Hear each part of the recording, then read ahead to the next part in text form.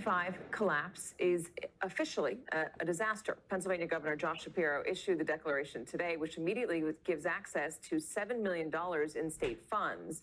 The northbound portion of an overpass just outside of Philadelphia fell apart over the weekend when a tanker truck caught on fire underneath it. The now closed highway could take months to repair and will likely end up disrupting hundreds of thousands of drivers every day until it is. Joining me now is U.S. Transportation Secretary Pete Buttigieg. Mr. Secretary, thank you very much for joining us. We just got some sad news that human remains were found in that fire. Do you know anything more?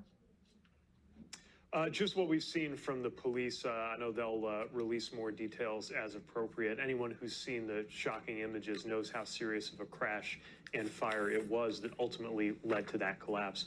And of course, a tragic result. And at the same time, when you consider the amount of traffic that goes over that stretch of highway, really fortunate that there were not more people injured or killed in the course of what happened there. You can see just from the images right there, this is a stretch of road that about 155,000 to 160,000 cars and trucks a day pass over on average, which is of course why it is so important to work quickly to get that access restored.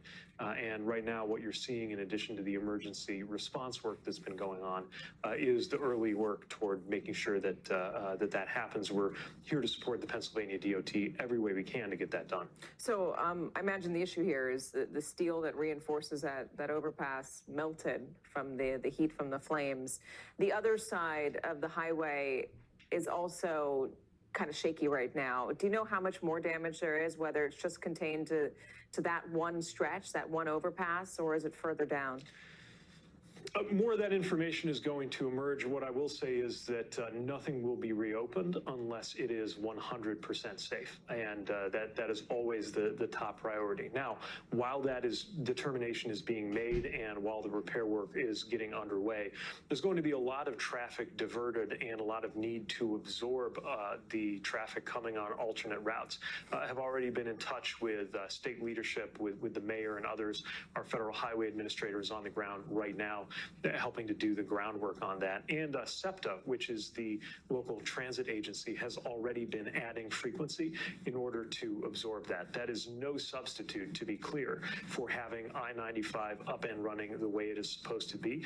But the more we can work together to support that process, the more we'll be able to help Philadelphia commuters, truckers, and others manage through that period of disruption until everything can be reopened. Because again, until we know that it is 100% safe, the Pennsylvania DOT won't be able to reopen that stretch of road. So it's not just the disruption of the commute for so many Americans. While that is extremely frustrating, it's also financially a big problem. 40% of the GDP goes along that highway.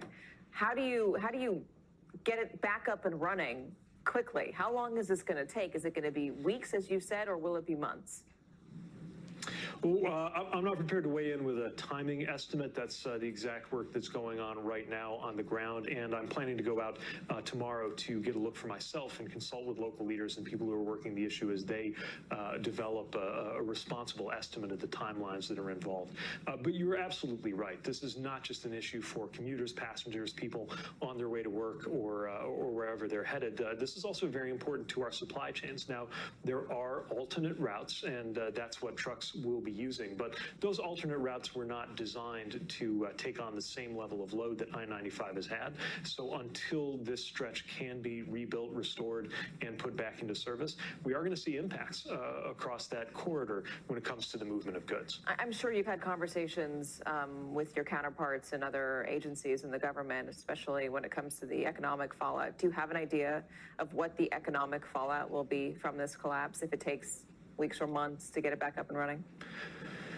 Well, what we know is that it really is going to depend on how long that takes.